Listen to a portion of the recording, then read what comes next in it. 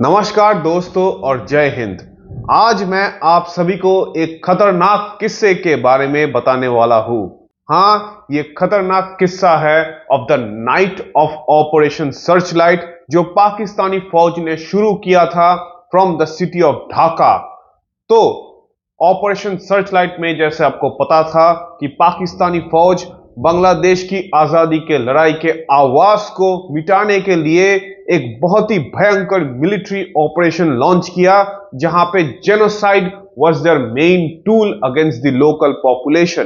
तो a freedom fighter and a journalist, a former journalist from the local East Pakistani newspaper दैनिक इत्तेफाक आज बताने वाले हैं about the build up before the Operation Searchlight and how he survived the Pakistani army onslaught of Operation Searchlight, जो उनके दैनिक इत्तेफाक के newspaper office में हुआ था। पाकिस्तानी टैंक्स, हाँ ये सुनिए और समझिए कि पाकिस्तानी M-24 Chaffee टैंक्स उतारा गया था in the city of Dhaka on the night of 25th of March 1971, and these tanks were used to fire at his office.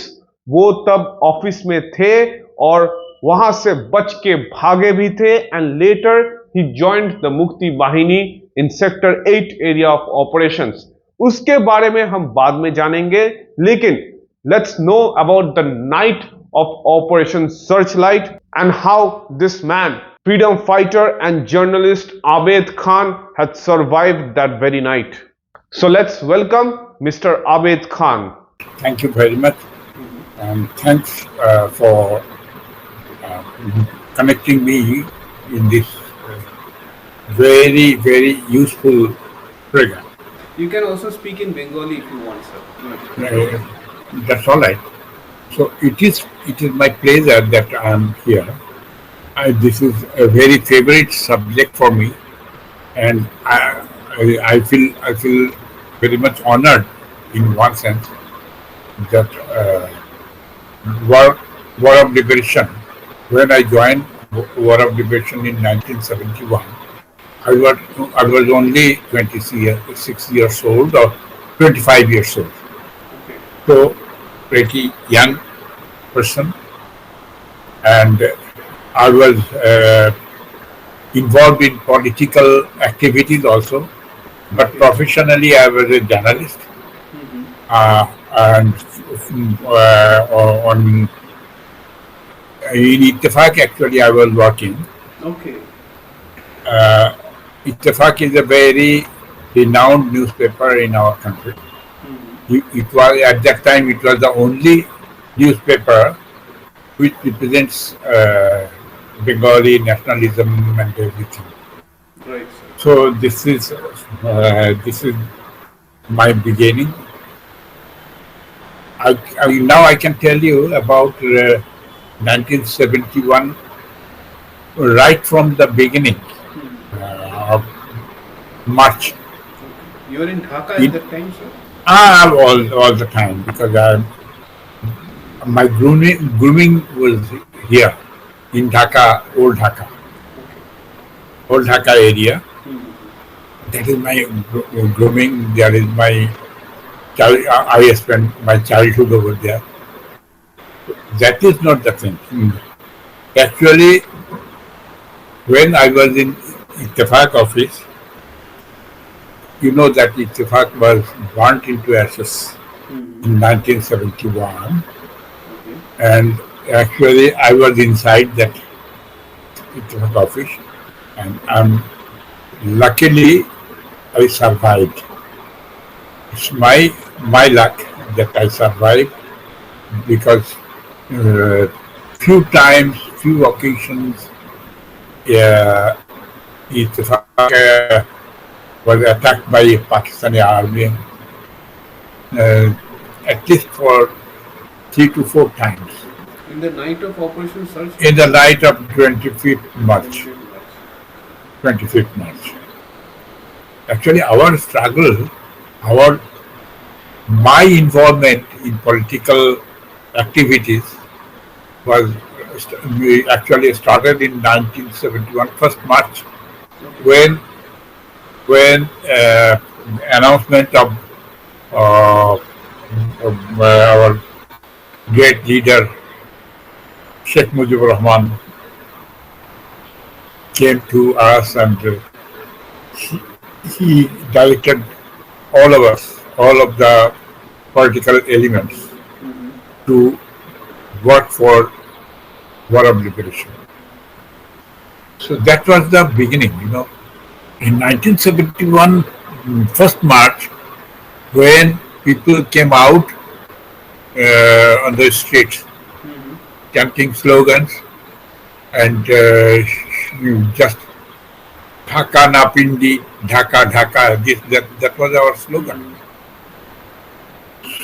So we waited for the final announcement from Bangabandhu.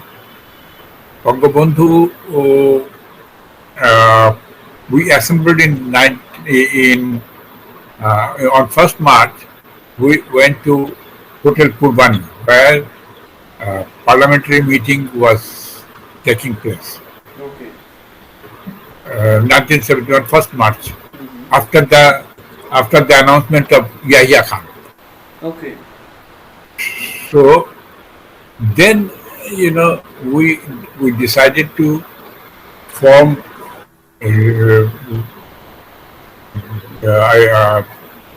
committees in different places, liberation committees, and so that we can organize arms and ammunition also. We had to go to different places, and we were lucky that police constables and parties, they offered us arms. Actually, and another occasion is very interesting. The 1st March at night o'clock, at around 9 to 9:30, Pak Bahini, actually Yahya Khan, announced curfew. So we had to break curfews, and from my area, I was living in Old Dhaka area, and I have got my own company. I have got my own people. I've got good number of workers around me. So we tried to violate this curfew. They opened fire, and then few of my friends, they were killed. 3 or 4, they were killed, young boys. And after that, when after 3rd March, we were waiting for something.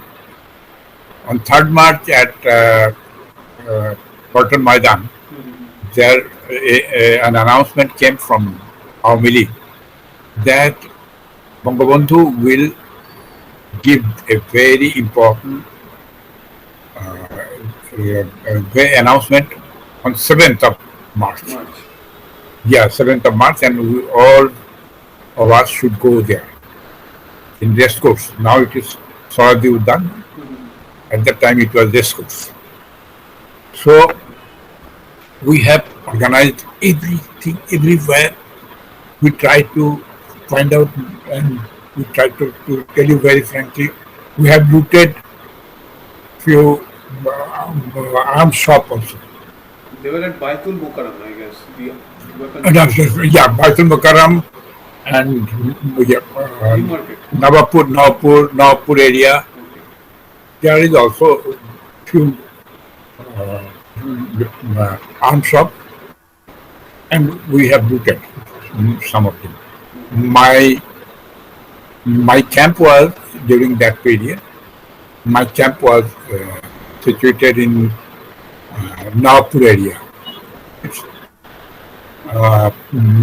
The area, it is completely in one side minority communities, another side was non-Bengali elements. In Nagpur area, we had to confront them, hooligans, and These hooligans we were had to the Bihari community, right, sir? Bihari community, Okay. and we had to go for a state fight. Okay. Anyway, after the announcement of Bangabandhu on 7th of March, we all uh, we went to different places, organized uh, our activities. We started getting training very certainly.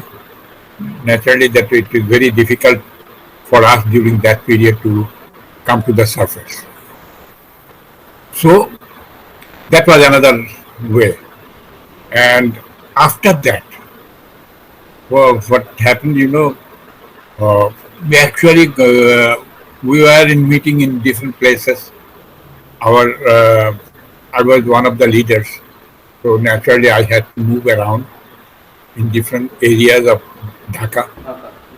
Yeah, I just organized our ranks and files to get preparation because Bangabandhu was telling us that তোমাদের যা কিছু আছে তাই নিয়ে শত্রুর মোকাবেলা করো। So this was it was our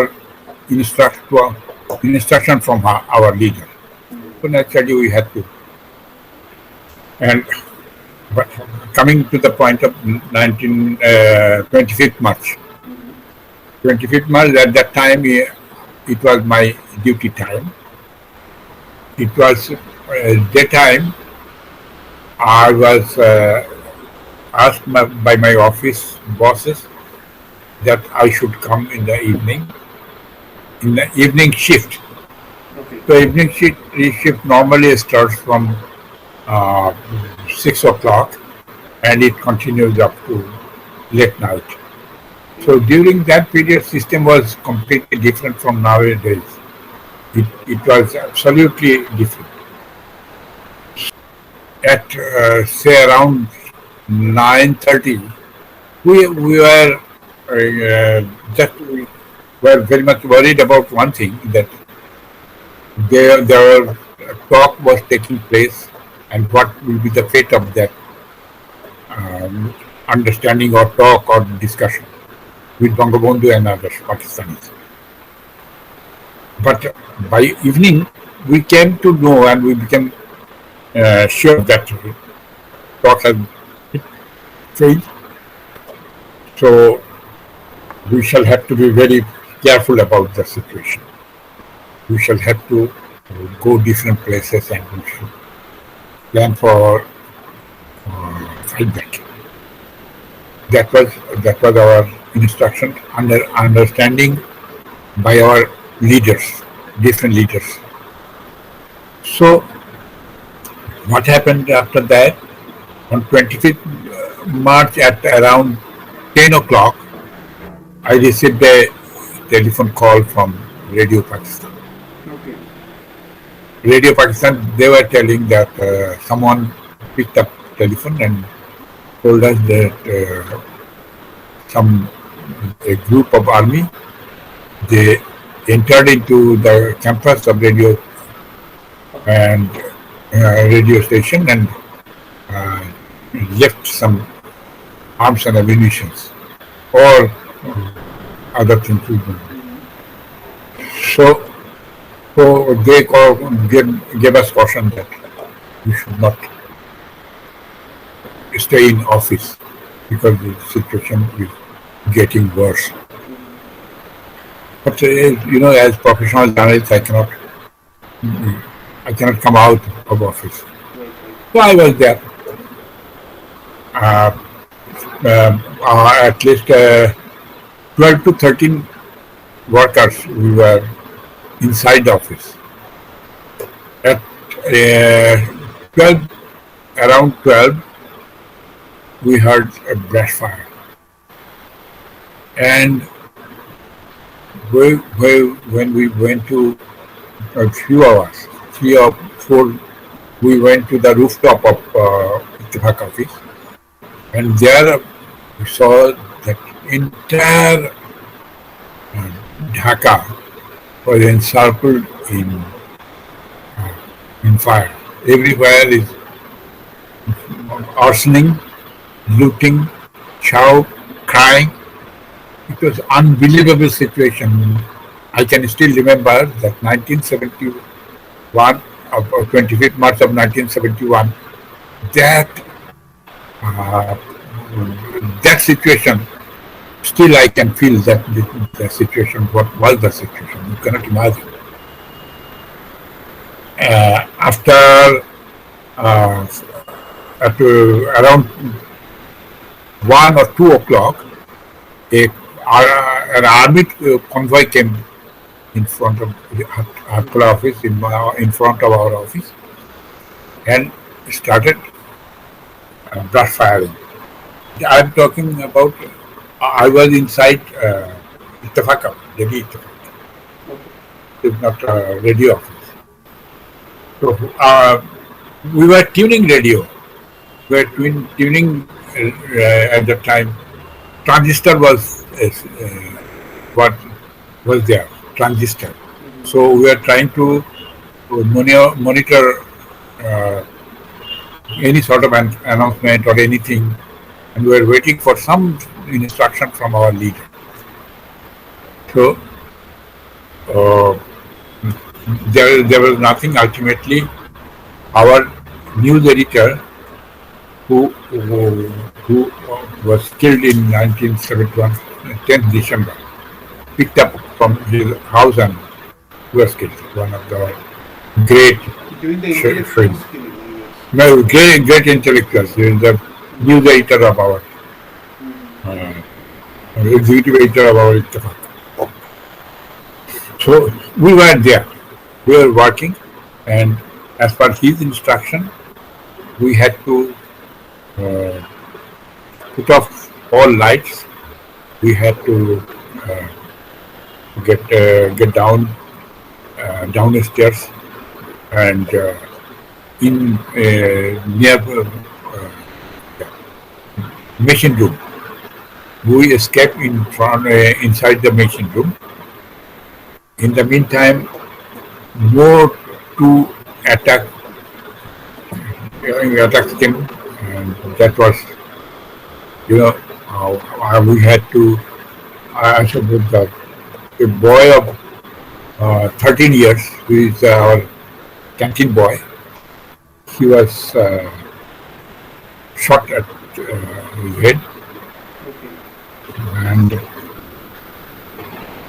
I had to carry him to nearby mosque.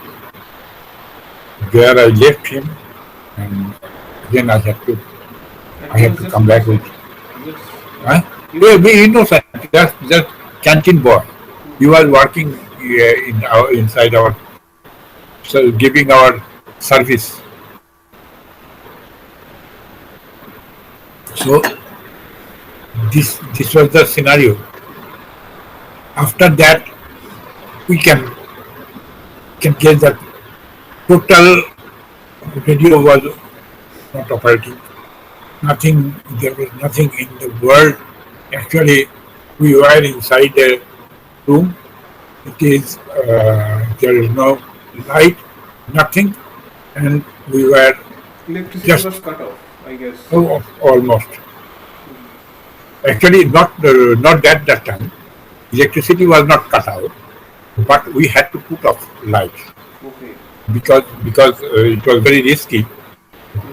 As and when, because Ittefaq, we know it very well, that Ittefaq will be the target, because it is the only mouthpiece of our military at that time. So naturally, we thought that it would be very difficult to stay inside. We had to we have no way but to stay there, because we had to face things. So whole night gone like that. In the daytime, next day, on 26th of March, at around 2 o'clock, a army convoy, few army soldiers with 3 or 4 cars, they came in front of our office. And there was, and then we saw one tank was placed in front in front of our office.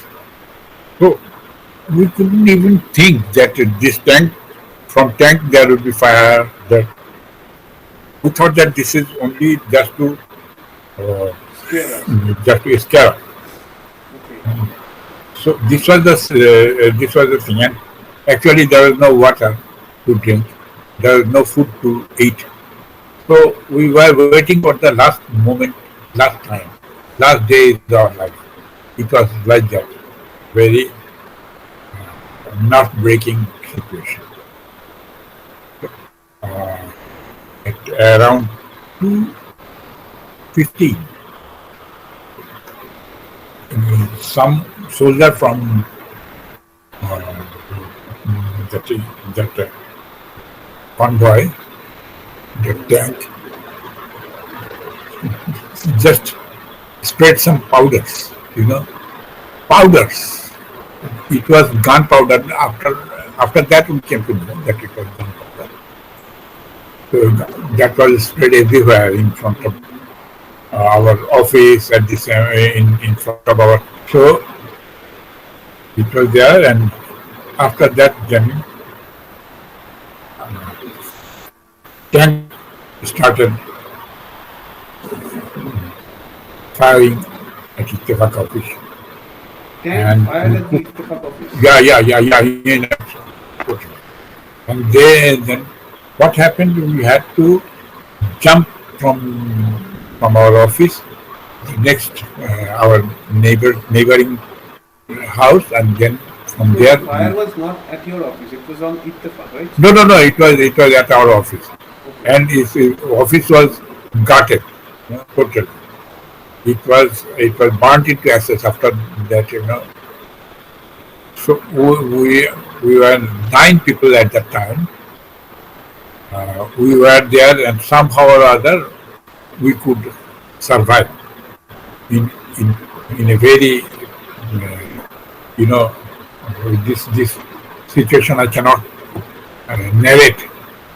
Only one person, one newspaper hawker, he was killed inside. And for being inside the building. And total building was completely burnt to ashes. There was no trace of anything. So at that time you were at the Ittefaq office working. Ittefaq office, yeah. Working there. Okay. I started my work, my profession in 1963. In 1962, I joined. In 1964, I joined Ittefaq, and after that, this situation. So Ittefaq, I was a reporter at that time. That's all right. After that, when the total Ittefaq was under fire, totally fire everywhere. So you can imagine what will be the situation in that area. Entire area was, very much panicky. They were trying to escape anywhere with just everybody of their own places. So not a single place was safe for anybody. This was like that. So I crawled from that premise and just crawled inside that drain, and then I could go to my own house. So this was After that, what happened? I saw non-Bengali people, those who were there scattered, and no, we didn't count them as our enemies. They were not force, any force, any sort of force. Suddenly we saw that they are very much on the street with sword, with firearms, with lathis. So it was a dangerous situation. And I can tell you that in 1971, after 25th March crackdown, I think almost, then after that I went to, I took a cycle and bicycle and moved everywhere in Dhaka city. In my through on 27, 28. So I saw, and my assumption is more than 50,000 people were killed in Dhaka itself. Dhaka on that particular day. Okay. On that particular day, because in my area, at least, I know that at least few hundreds were killed. I know what happened to different bustis, different slums. They were burnt So down, they I were guess. burnt down totally. And minority communities, they didn't know where to take shelter, where to go, how to survive.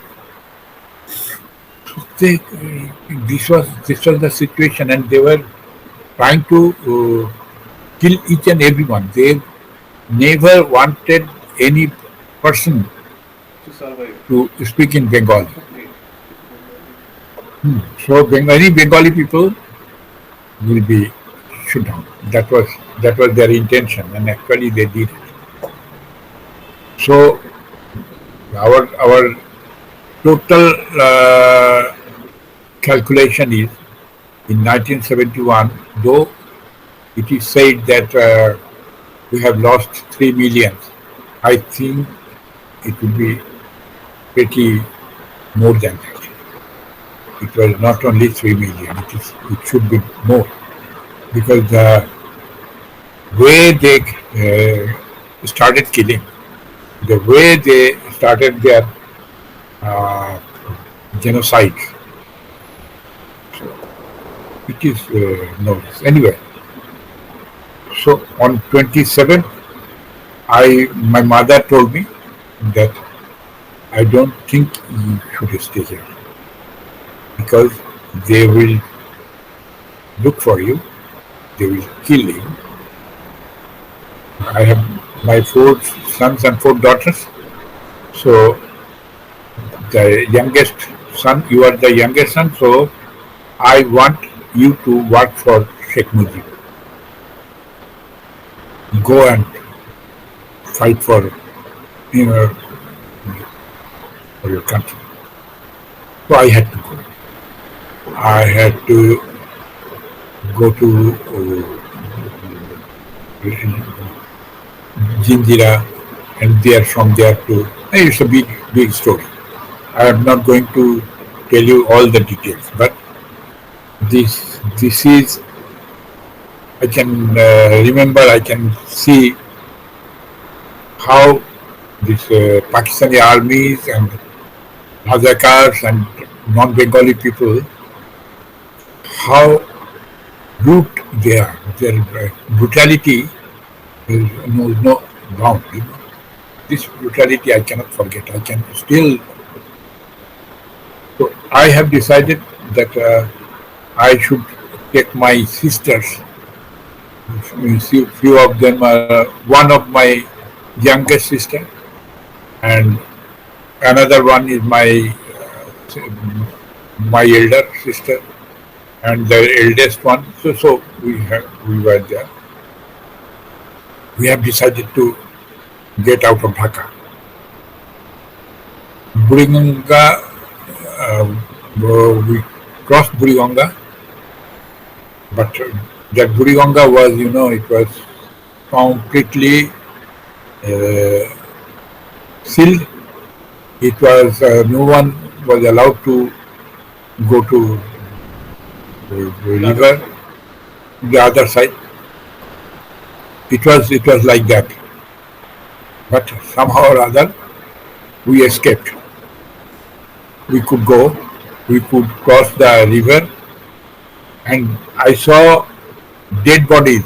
Sometimes our boat was stopped by this, Dead bodies. all dead bodies. Pakistani This soldiers was- killed these people and dropped them in the river.